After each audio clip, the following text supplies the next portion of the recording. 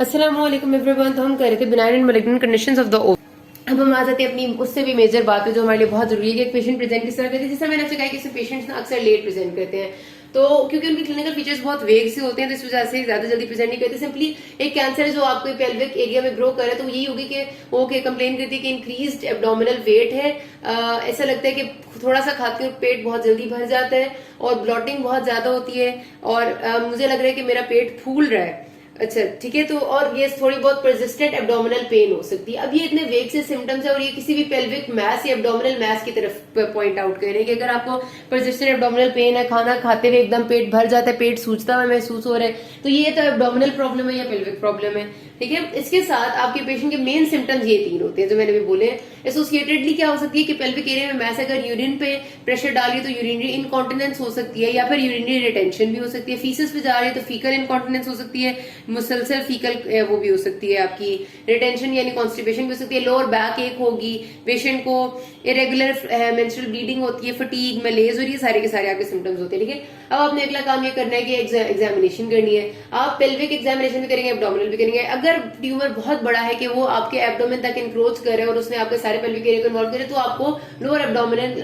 Palpation पे हो सकता है कि फील हो कोई मैस, वो भी थिन लीन लोगों में, अदरवाइज नहीं होती। पेल्विक एग्जामिनेशन जब आप करते हैं तो उसमें you usually feel a mass in adnexa. ठीक है, क्योंकि एक पेल्विस से ऑरिजिनेट करने वाली मैस है, तो जब आप उसकी एग्जामिनेशन ऑफ द पेल्विस करते हैं थ्रू ट्रांसवेजाइनल एरिया तो आपको मैस मिलती है। अब पेल्विक मैस में मोस्ट कॉमनली, क्योंकि आप हमेशा बिनाइन से सोचना शुरू करते हैं, तो फाइब्रॉइड्स आर वेरी कॉमन, तो आपके जहन में पहले फाइब्रॉइड्स आ जाते हैं, फिर सिंपली आपके जहन में आते हैं एंडोमेट्रियोसिस, मतलब जो थोड़ी सी ऐसी कंडीशन है जो ज्यादा कॉमन है वो आप जहन में पहले लाते हैं, और फिर आपके पास हो सकती है कि कोई एब्सेस बनी हुई हो सकती है फीमेल को, ट्यूबोवेरियन एब्सेस, देन आप सोच सकते हैं कोई कार्सिनोमा हो सकता है। ठीक है, अब जरा आप उसको एग्जामिनेशन पे नहीं रूल आउट कर सकते, तो then you need investigations.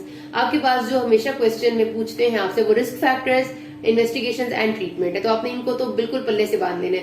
Simple investigation है, आप ट्रांसवेजाइनल अल्ट्रासाउंड स्कैन करेंगे और आप मैस को देखेंगे, मैस का साइज देखेंगे, कहां पर लोकेटेड है, कंसिस्टेंसी क्या है, कहां तक फैल के जा रही है, सॉलिड है या फ्लूइड है, एंड उसके साथ कोई पेल्विक से बाहर का एरिया तो इन्वॉल्व नहीं है, और वॉल ऑफ द जो मैस है वो किस तरह से थिकनिंग है, उसने पेरिटोनियल थिकनिंग की हुई है कि नहीं की हुई, और मेंटम में या आपका जो बाकी एरिया है वो कहां कहां पर फैली हुई है। डेफिनेट सी बात है, जो फाइब्रॉइड्स होते हैं वो इतने ज्यादा फैलते नहीं, वो लिमिटेड से होते हैं। एंडोमेट्रियोसिस भी नॉर्मली ऐसा नहीं होता कि आउटसाइड द पेल्विस इंक्रोच करके जा रहा हो। एब्सेस के साथ आपके फीचर्स थोड़े डिफरेंट होते हैं, फीमेल को फीवर हो सकता है, उसको ज्यादा पेन होगी, थोड़े से डिफरेंट तरह के फीचर्स होते हैं। एंड कार्सिनोमा जो होता है वो ज्यादातर ज्यादा फैला हुआ होता है, सॉलिड होता है, और thickening of the peritoneum, thickening of the mentum उसकी वजह से हो रही होती है।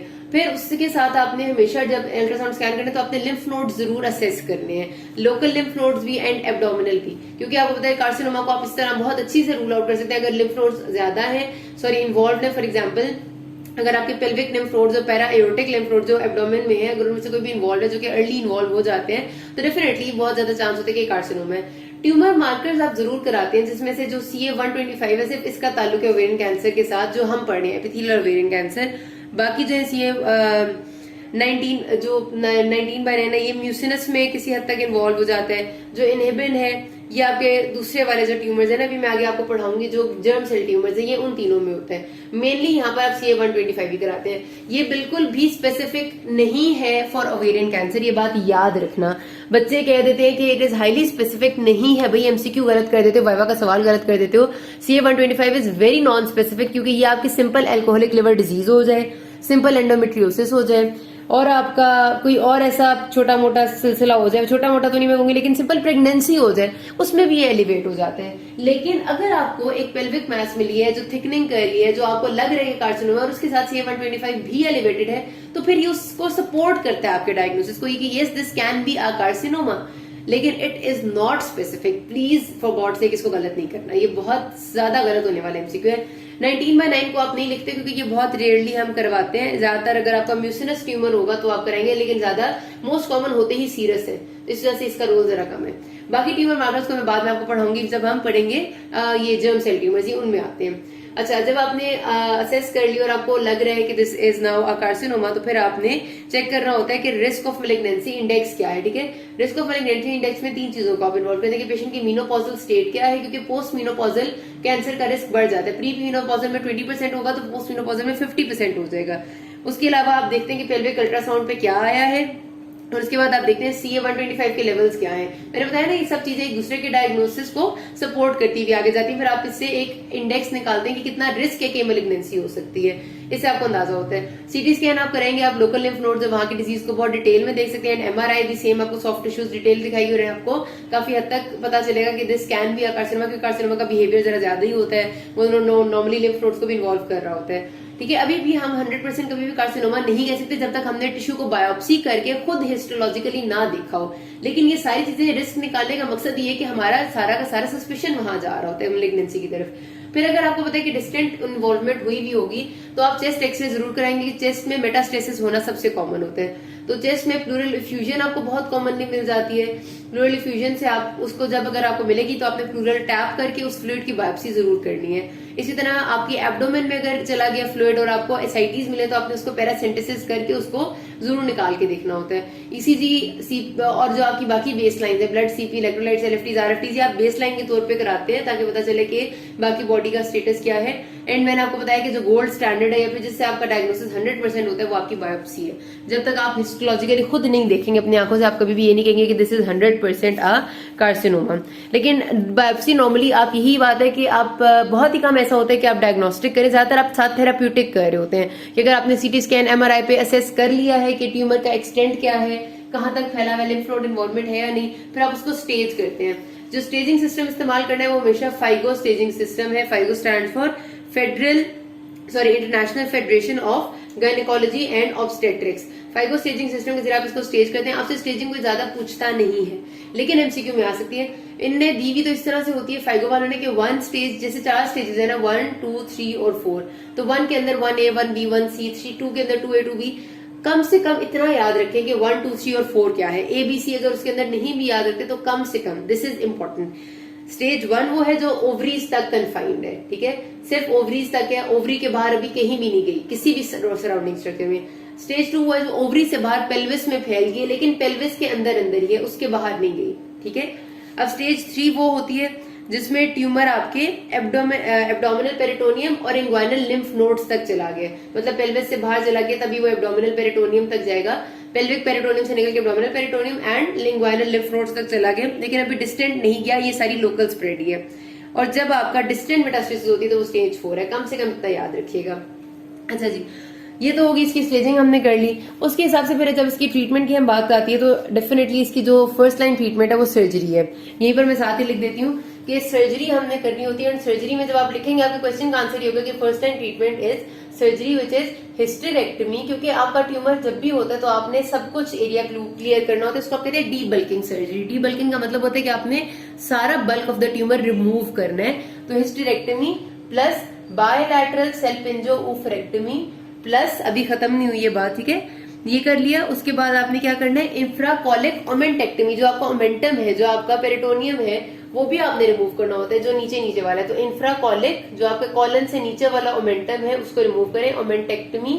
And not only this, plus आपने क्या करनी है कि लोकल लिम्फ नोड्स रिजेक्शन, और अगर आपको मिल रहे हैं तो आपने पैरायोटिक भी रिमूव करने हैं। यहाँ पर तो लोकल से मुराद तो सिर्फ पेल्विक है ना, लेकिन अगर आपको लगे कि चांस है तो आपने पैरा एओर्टिक लिम्फ नोड्स भी रिमूव करने। This is the surgery of choice, ठीक है, हर किस्म के ट्यूमर में this is the surgery of choice. इसमें आपका सब कुछ रिमूव हो जाता है। लेकिन वही बात है कि अगर आपका बॉर्डरलाइन ट्यूमर है, या फिर अगर फीमेल्स चाह रही हैं कि वो एक साइड पे ट्यूमर है और वो चाहती हैं कि भी उनकी फर्टिलिटी प्रिजर्व रहे, क्योंकि इसके बाद तो कुछ भी प्रिजर्व नहीं रहेगा, तो फिर आप क्या करते हैं कि बॉर्डरलाइन ट्यूमर्स में, या फिर वो फीमेल्स जो कि चाह रही होती है कि फर्टिलिटी प्रिजर्व रहे, उसमें जिस साइड का ट्यूमर है आप उस साइड की वो कर दे सेल्पिंजोफ्रेक्टमी कर दे, उस साइड का ओमेंटम रिमूव कर दे, उस साइड के लिम्फ नोड्स रिजेक्ट कर दे, दूसरी साइड को आप कंजर्व कर दे। लेकिन उसमें फिर वही बात है कि रिकरेंस का चांस रहता है हमेशा। तो फर्स्ट लाइन ट्रीटमेंट ये सर्जरी होगी। ज्यादा करते हैं आप एब्डोमेन से, वर्टिकल इंसिजन एब्डोमेन में देके सारा पेरिटोनियम भी वॉश आउट करते हैं, क्योंकि कभी कभार अगर ट्यूमर मैसिवली फैला हुआ होता है तो फिर आप सारा ट्यूमर डीबल्क कर भी नहीं सकते, एसआईटीज को रिमूव करना है। समटाइम्स इतना ज्यादा आपका ट्यूमर फैला हुआ होता है कि you have to remove a part of colon and sometimes even spleen to remove the tumour, ठीक है। अगर एब्डोमेन के कुछ एरियाज ऐसे होते हैं जिनको आप रिमूव कर सकते हैं, लेकिन कुछ एरियाज ऐसे जिनमें आपका ट्यूमर अगर फैल जाए तो आप उन्हें रिमूव नहीं कर सकते। जिस तरह उस एरिया में आता है आपका पोर्टा हेपेटिस। पोर्टा हेपेटिस आपका जो लिवर का एरिया है, वो आपका वो एरिया जिस पे आप कभी भी रिमूव नहीं कर सकते अगर ट्यूमर होगा, क्योंकि उसमें इतने इंपॉर्टेंट वाइटल स्ट्रक्चर्स हैं कि उनके बगैर रहा नहीं जा सकता। तो उसमें फिर आप वैसे ही उसको palliative care and supportive care दे देते हैं, लेकिन आप रिमूव नहीं करते। अच्छा जी, उसके बाद आ गया जो आइडियल ट्रीटमेंट है वो ये होती है सर्जरी विद, आप कहते हैं कि कीमोथेरेपी दे देते हैं, ठीक है, कीमोथेरेपी विद प्लेटिनम कंपाउंड्स। अब आपने भी याद रखना है कि जब आप आंसर लिखेंगे तो आपने पहली स्टेज लिखनी है सर्जरी, फिर आपने लिखनी है chemotherapy with platinum compound. Platinum में जो दो इस्तेमाल होते हैं वो है कार्बाप्लेटिन एंड पेस्लीटॉक्सोल। नाम याद रखने, कार्बाप्लेटिन एंड पेस्लीटॉक्सोल। दोनों का थोड़ा सा एक्शन में डिफरेंस होता है। काबा दोनों कीमोथेरेपी का मकसद ये होता है कि जो सेल्स और नए से नए ग्रो करें उनको रोका जाए।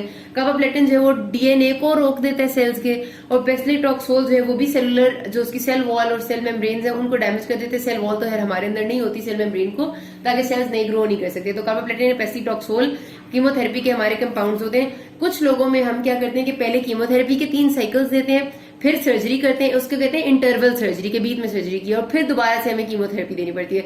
कुछ में हम ये करते हैं कि हम पहले सर्जरी कर लेते हैं और फिर उसके बाद हम आफ्टर दैट कीमोथेरेपी का एक सेशन दे देते हैं, और कभी कभार उसके बाद हम सेकंड लुक सर्जरी करते हैं कि कीमोथेरेपी के बाद और सर्जरी के बाद अब कैसा पेशेंट का अंदर के हालात है, दोबारा ट्यूमर ग्रो तो नहीं किया वगैरह वगैरह, लेकिन इतना फायदा नहीं है उस चीज का, ठीक है। तो ये आपकी हो जाती है कीमोथेरेपी। उसके बाद फिर आपके कुछ और एजेंट्स हैं ऐसे अवेलेबल जो कि आप मजीद इस्तेमाल कर सकते हैं, लेकिन कॉस्ट के लिए आप उसे कभी भी फर्स्ट लाइन ट्रीटमेंट में नहीं दे सकते, जिसमें आ जाता है आपका बेवेसिजुमैब।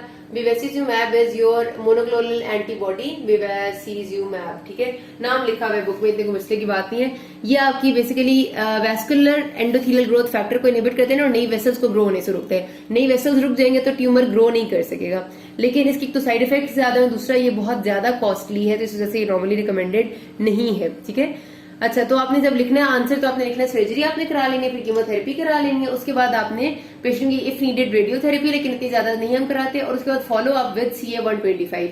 CA-125 आहिस्ता आहिस्ता डिक्रीज होता है, इसलिए हम उससे फॉलो अप करते हैं एंड रिपीटेड CT स्कैन्स करते हैं ताकि देखेंगे पेशेंट के कितना अच्छा रिस्पॉन्स आया है। तो अगर आपके पास कोई MCQ आता है इससे रिलेटेड, तो MCQ में आपने यही लिखना होता है कि अगर आपकी स्टेज 3 के साथ पेशेंट प्रेजेंट कर रही है, बहुत ज्यादा डिजीज है, तो आप पहले उसकी कर लेंगे प्राइमरी कीमोथेरेपी और फिर इंटरवल सर्जरी कर लेंगे। लेकिन अगर वो स्टेज 1-2 में है तो इवन यहाँ पर बल्कि ज्यादा बेहतर इस तरह से लिखा हुआ है कि अगर आपका स्टेज 1A और 1B है और लो ग्रेड कैंसर है तो फिर आपको कीमोथेरेपी करनी ही नहीं चाहिए, ठीक है। 1A और 1B में ये MCQ आता है, इस वजह से मैं बता रही हूँ। 1A 1B तक होगा तो आप कीमोथेरेपी को विदहेल्ड कर दें, आप खाली सर्जरी करें, रिमूव करें, और फिर आप देखें बाद में CT स्कैन और CA-125 से रिस्पॉन्स कैसे।